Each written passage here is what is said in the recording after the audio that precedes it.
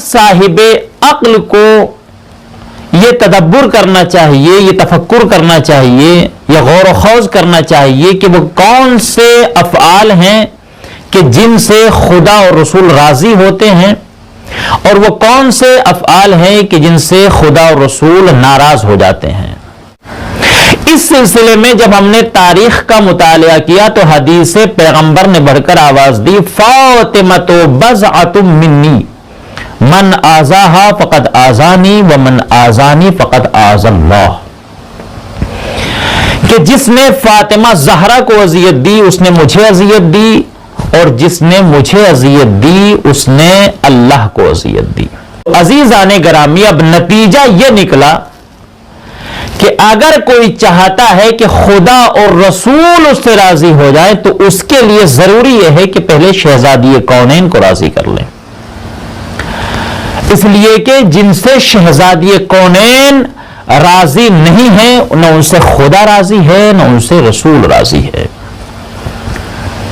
اب تاریخ آپ کے سامنے ہے، آپ اٹھائیے تاریخ اور دیکھیے کہ کتنے لوگ ایسے ہیں کہ جنہوں نے شہزادی کونین کو اذیتیں پہنچائی ہیں، اور جس نے شہزادی کونین کو اذیت پہنچائی گویا کہ اس نے رسول اور خدا کو اذیت پہنچائی، اور جس نے خدا اور رسول کو اذیت پہنچائی وہ اسلام کے دائرے سے ایسے نکل جاتا ہے جیسے کمان سے تیر نکل جاتا ہے۔ اب وہ لوگ کہ جو اپنے افعال کی وجہ سے اسلام کے دائرے سے نکل کر کفر کے دائرے میں داخل ہو گئے ہیں، اب اگر ہم ایسے لوگوں کو کافر کہتے ہیں تو کچھ لوگ معترض ہو جاتے ہیں کہ جب دیکھے اہل تشیع حضرات صحابہ کو برا کہتے ہیں، ان کے اوپر لعنتیں کرتے ہیں، انہیں کافر کہتے ہیں، حالانکہ ایسا نہیں ہے، ہم کسی کو کافر نہیں کہتے۔ کچھ لوگ ایسے ہیں کہ جو اپنے افعال کی وجہ سے اسلام کے دائرے سے نکل کر کفر کے دائرے میں داخل ہو گئے ہیں۔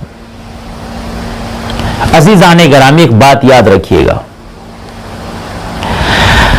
کسی کا ظاہر دیکھ کر اس کے باطن کے اوپر کبھی حکم نہ لگائیے گا۔ آج آپ دنیا میں دیکھ رہے ہیں کہ کثیر تعداد میں ایسے لوگ ہیں جو اپنے اسلام کا پرچار کر رہے ہیں، اپنے تدین کا پرچار کر رہے ہیں۔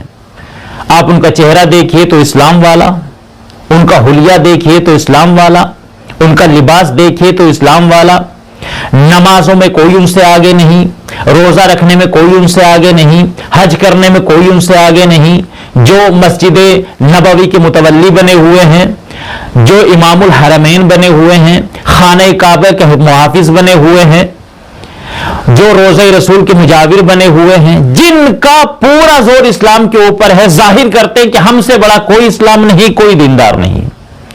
اٹھائیے تاریخ، جناب ابو سعید خدری نے ایک روایت پیش کی ہے، اور یہ روایت اہل تشیع کی کتابوں سے نہیں، اہل تسنن کی کتابوں میں یہ روایت موجود ہے، چھوٹے موٹے مولوی نے نہیں، ان کے جو اکابر علماء ہیں انہوں نے اپنی اپنی کتابوں کے اندر اس روایت کو نقل کیا ہے۔ امام احمد نے، امام نسائی نے، امام بخاری نے، امام مسلم نے، ابن جریر نے، حاکم نے، صاحب کنز العمال نے اس روایت کو اپنی اپنی کتابوں میں نقل کیا ہے، اور بہت سارے راویوں کے ذریعے سے۔ راویوں کا سلسلہ کافی طویل ہے، ان میں سے جناب ابو سعید خدری ہیں، عبد الرحمن بن ابو نعیم، صحابی رسول ابو ہریرہ، امام داؤد اور انس بن مالک، ان کے علاوہ بھی اور بہت سارے راوی ہیں کہ جنہوں نے اس روایت کو نقل کی ہے۔ جناب ابو سعید خدری فرماتے ہیں کہ ایک دن ہم رسول اللہ کی خدمت اقدس میں بیٹھے ہوئے تھے کہ ایک شخص داخل ہوا، اور آنے کے بعد اس نے کچھ مال رسول اللہ کی خدمت میں پیش کیا، کہ جو مال مولا کائنات نے یمن سے بھیجا تھا رسول اللہ کی خدمت میں۔ رسول اللہ نے اس مال کو لیا اور اپنے اصحاب میں سے 4 اصحاب کے نام لے کر ان کو بلایا اپنے قریب۔ جب اصحاب آگئے تو آپ نے وہ مال اٹھا کر ان کو تقسیم کر دیا، مال تقسیم ہو گیا، اصحاب اپنی جگہ پر جا کر دوبارہ بیٹھ گئے۔ جب مال تقسیم ہو چکا، میں آپ کو بتا رہا ہوں کہ آج جو پوری دنیا کے اندر اپنے اسلام کا پرچار کر رہے ہیں ان کی حقیقت کیا ہے۔ یہ تمام کے تمام لوگ جو آج اپنے اسلام کا پرچار کر رہے ہیں، یہ پوری کی پوری جماعت، یہ پوری کی پوری لابی جس ایک شخص کی یہ تقلید کرتے ہیں، جس کو فالو کرتے ہیں، جس کے نقش قدم پر چلتے ہیں، وہ ایک شخص تھا تاریخ کا جس کا نام مورخین نے لکھا ہے ذوی الخویصرہ التمیمی، قبیلے بنی تمیم کا رہنے والا تھا۔ بد کردار اور گستاخ رسول تھا یہ اس بزم میں بیٹھا ہوا تھا۔ جب رسول اللہ نے مال تقسیم کر دیا تو یہ شخص اپنی جگہ سے کھڑا ہوا۔ جناب ابو سعید خدری فرماتے ہیں کہ یہ شخص جو کھڑا ہوا عجیب و غریب حلیہ تھا اس کا۔ جب میں نے اس کو غور سے دیکھا تو میں نے دیکھا کہ اس کی آنکھیں اندر دھسی ہوئی ہیں، چہرے کی ہڈیاں نکلی ہوئی ہیں، پیشانی جھکی ہوئی ہے، اور داڑھی اس کی کافی گھنی تھی اور لمبی تھی، جسے دیکھ کر کراہیت محسوس ہو رہی تھی، اور اس کا سر منڈا ہوا تھا۔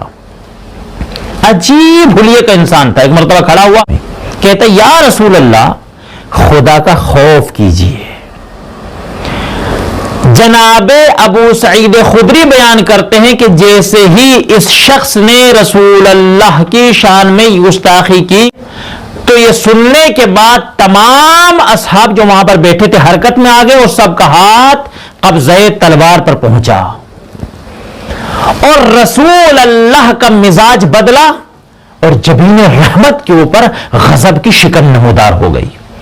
اور ایک مرتبہ رسول اللہ نے تیز نگاہوں سے دیکھ کر اس کی طرف کہا وائے ہو تجھ پر، کیا اس روئے زمین کے اوپر مجھ سے زیادہ بھی کوئی خدا کا خوف کرنے والا ہے؟ اس نے اتنا سنا اور یہ غصے کی حالت میں اپنی جگہ سے بارگاہ رسالت سے باہر نکلنے لگا۔ جب یہ باہر نکلنے لگا تو ایک صحابی رسول فوراً کھڑا ہوا، اور کھڑا ہونے کے بعد کہتے یا رسول اللہ آپ مجھے اجازت دے، میں اس کے سر و تن میں ابھی جدائی کر دیتا ہوں۔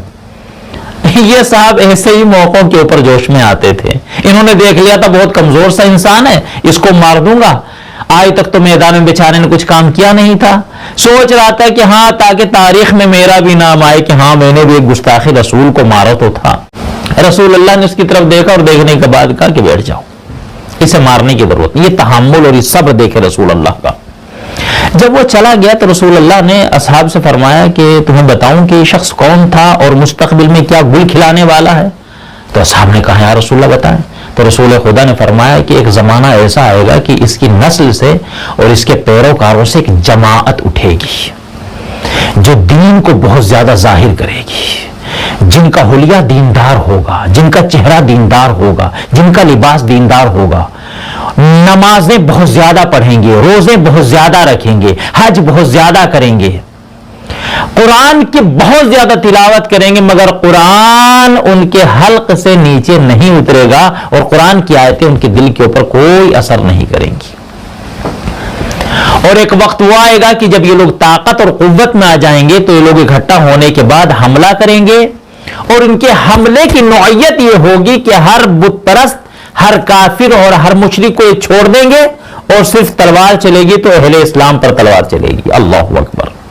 عزیزان گرامی، زمانہ گزرتا رہا اور ایک وقت وہ آیا جب اسی شخص کی نسل سے ایک بچہ پیدا ہوا جس کا نام رکھا گیا محمد بن عبد الوہاب۔ 1111 ہجری میں یہ پیدا ہوا، اور قدر تحصیل علم کرنے کے بعد اس نے خرافات پھیلانے شروع کر دیے، فاسد عقیدے کا اظہار کیا، لوگوں کو فاسد عقیدہ بتانا شروع کیا۔ جب اس دور کے علماء کو یہ پتا چلا کہ یہ شخص فاسد عقیدہ رکھتا ہے اور لوگوں کو ورغلا رہا ہے، دین سے بھٹکا رہا ہے، تو لوگوں نے علماء کے کہنے کے اوپر اسے مارا اور دھکے دے کر اس کو اپنے شہر سے نکال دیا۔ مگر عزیزان گرامی، شہرت تو ہو چکی تھی، لوگ اس کے بارے میں جان چکے تھے، تو جو یہ مزاج رکھتے تھے وہ اس سے منسلک ہو گئے۔ ہوتا بھی یہی ہے کہ جہاں انسان اپنے مزاج کا دیکھتا ہے وہ اس سے جا کے منسلک ہو جاتا ہے۔ اب کچھ دنوں کے بعد اس نے اپنے عقیدے کا اظہار کرنے کے لیے اس نے سفر کیا، اور یہ آیا شہر درعیہ میں۔ درعیہ یا درعیہ، یہ اس شہر میں آیا۔ اس شہر کے اوپر اس زمانے میں محمد بن سعود کی حکومت تھی۔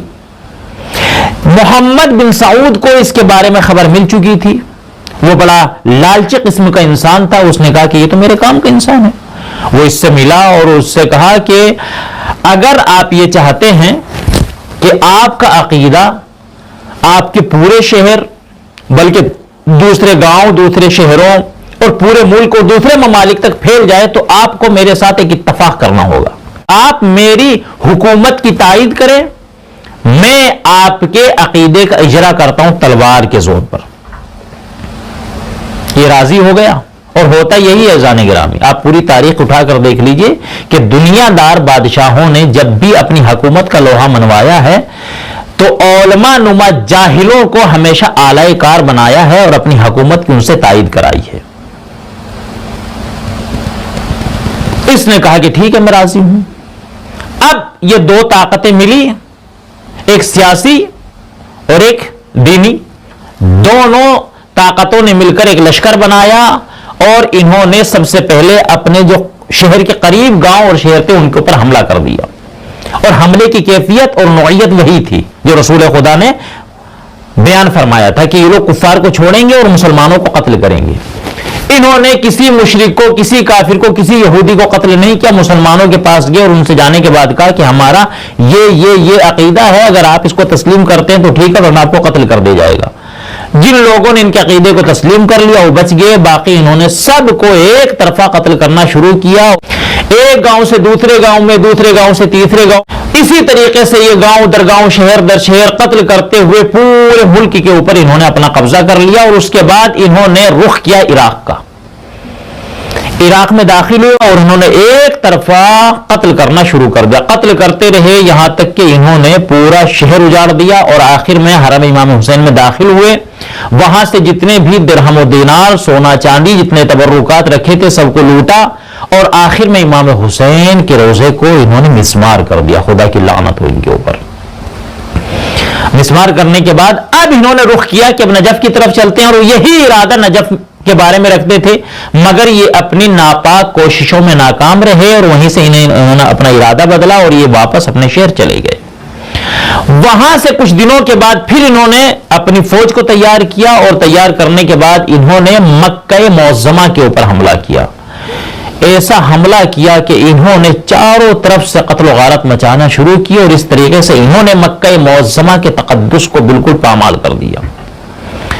اس کے بعد انہوں نے مدینہ منورہ کے اوپر حملہ کیا. مدینہ منورہ میں آنے کے بعد انہوں نے حملے کی شدت اور بڑھا دی. سب سے پہلے انہوں نے تمام قبروں کو گرانا شروع کیا. جتنی صحابیوں کی قبریں تھیں سب کو گرایا. پھر صحابیات کی قبروں کو مسمار کیا. پھر بنی ہاشم کی قبروں کو مسمار کیا. اور حد تو یہ ہوئی کہ ائمہ علیہ السلام، امام حسن علیہ السلام، امام سجاد علیہ السلام، امام محمد باقر علیہ السلام، امام جعفر صادق علیہ السلام، ان تمام اماموں کے روزوں کو بھی مسمار کر دیا. اور عزیزان گرامی حد تو اس وقت ہو گئی کہ جب انہوں نے بیت الحزن، وہ جگہ کہ جہاں پر شہزادی کونین بیٹھ کر اپنے بابا کے اوپر گریا کیا کرتی تھی، صبح شام مرثیہ پڑھا کرتی تھی، صبت علیہ مصائب لعنہا صبت علی الایام سرنا لیالیا، اس جگہ کو بھی انہوں نے مسمار کر دیا. آج دنیا ہم سے کہتی ہے کہ ہم اصحاب رسول کو برا کہتے ہیں. ہم صحابہ رسول کو برا نہیں کہتے ہیں، ہم ان کو کافر کہتے ہیں کہ جو بنت رسول کو اذیت دے کر کافر ہو گئے. ہم ان کو کافر کہتے ہیں کہ جنہوں نے بنت رسول کو اذیتیں پہنچائی. ہم ان کو کافر کہتے ہیں جنہوں نے بنت رسول سے باغ فدق کو چھینا، جنہوں نے بنت رسول کو دربار میں آنے پر مجبور کیا. ہم ان کو کافر کہتے ہیں. جنہوں نے بنت رسول کے دروازے پر آگ لگائی ہے ہم ان کو کافر کہتے ہیں. جنہوں نے بنت رسول کے اوپر جلتا ہوا دروازہ گرایا ہے اور جناب زہرا کی پسلیاں ٹوٹ گئی اور جناب زہرا نے رو کر مرثیہ پڑھا، صبت علیہ مصائب لعنہا صبت علی الایام سرنا لیالیا. بابا آپ کے جانے کے بعد میرے اوپر ایسے مصائب ڈھائے گئے ہیں، اگر روشن دنوں پر پڑتے تو کالی راتوں میں تبدیل ہو جاتے ہیں. اور قیامت تو اس وقت ہوئی عزادارو کہ جب وہی بنت رسول جو روتے ہوئے اس دنیا سے گئی ہیں، قبر میں بھی مسلمانوں نے اسے چین سے سونے نہیں دیا. شہزادی کونین کی قبر کو مسمار کر دیا گیا. بارگاہ خدا میں دعا ہے کہ پروردگار وارث زہرا امام عصر علیہ السلام کے ظہور میں تعجیل فرما، تاکہ ہم امام زمانہ کے لشکر میں شامل ہو کر سعودی عرب کی سرزمین پر جائیں اور جانے کے بعد ان تمام روزوں کو اپنے ہاتھوں سے تعمیل کریں۔ وآخر الدعوانا الحمدللہ رب العالمین وصلی اللہ علی محمد وآلہ